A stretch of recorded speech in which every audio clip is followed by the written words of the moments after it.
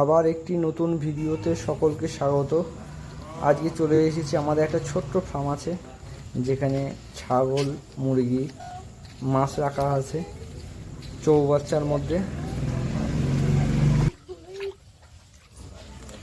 এখানে 3টি চৌবাচ্চার মধ্যে 2টো চৌবাচ্চাতে মাছ রাখা আছে।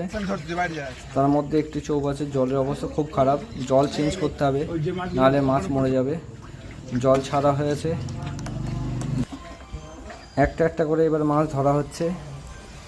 এখানে রয়েছে কই মাছ আছে, লাঠা মাছ আছে, দেখা যাক কতগুলো মাছ আছে এখানে।